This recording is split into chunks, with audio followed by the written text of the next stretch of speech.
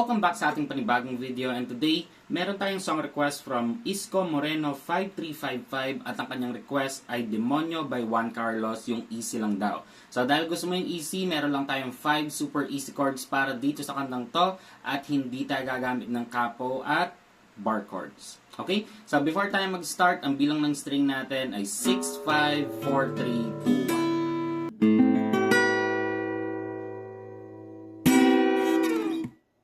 Umpisa na natin sa ating intro. Yung unang chords natin ay C. So yung C natin, ito ay sa 5th string, 4th string to, and 2nd string to. Next chords naman natin ay E.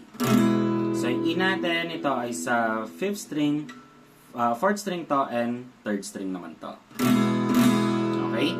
Tapos, next chords natin ay A minor. So, ganito pa rin yung posisyon ng daliri nyo, ibababa nyo lang dito. So, ito ay sa 4th string na ngayon, 3rd string to, and 2nd string to. At ang last chords natin para sa intro ay F. Pero hindi na natin gagawin yung bar chords na F. Ang gagawin natin yung easy version, yung ganito, parang C.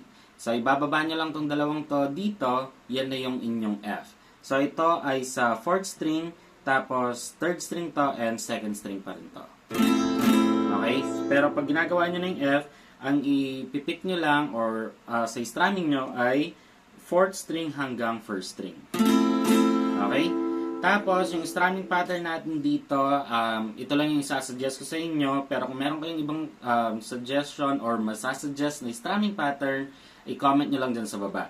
So, yung strumming pattern ay down, up, up, down, up, up, down, tapos down, up ng mabilis. Okay? So, ganun lang siya. Isang beses na ganun, tapos pupunta na siya ng next chords. Okay? So, para sa intro natin, yung pangalawang F, okay, doon sa pangalawang dulo, gagawin natin ng 2 beses yung strumming pattern doon. Okay? So, para mas magets natin, practicein natin na sabay-sabay. Pero before natin practicein, itong intro natin, same na same din yung chords, or ito yung mga chords natin na gagamitin din para sa ating verse. Okay? So, yung papracticein natin ngayon ay intro at verse agad. Okay? So, tara, practicein natin ng sabay-sabay. 1, 2, 3,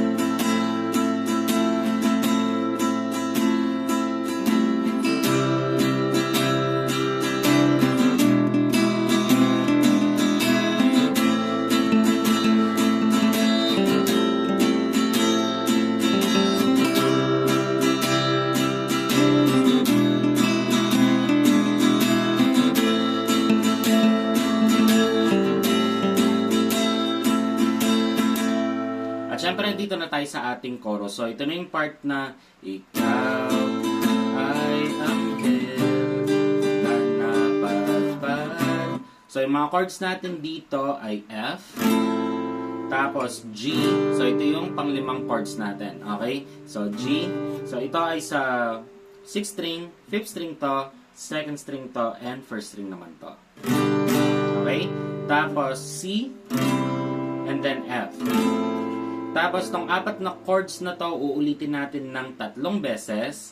At after ng pangatlong beses na yon, pupunta or mag-stay tayo sa F. Tapos G. Okay? So, yung strumming pattern natin, same pa din. Pero pag napunta kayo dito sa G, gagawin natin ng 2 beses.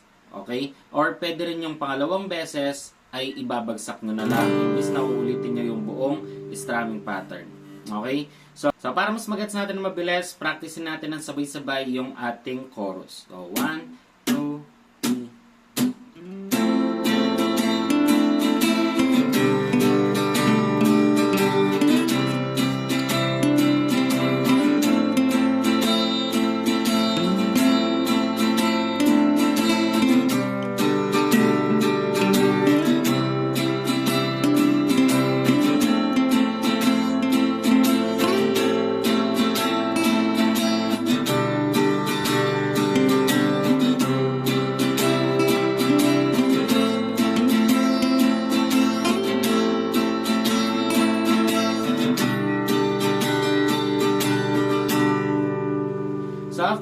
ating chorus, babalik lang siya ng intro, tapos verse, and then chorus ulit, tapos intro, and then chorus, at intro. Okay? So, yung mga chords natin dito ay kapareho lang ng mga ginamit natin na chords dun sa mga nauna. Okay? So, di ba sobrang dali lang ng kantang ito? Sabi ko naman sa inyo, 5 super easy chords lang mula intro hanggang outro na yan. At kung gusto mo yung mga ganitong kadadaling guitar tutorial, mag-subscribe ka na at i-hit mo na yung notification bell para lagi kang updated sa ating mga bagong video.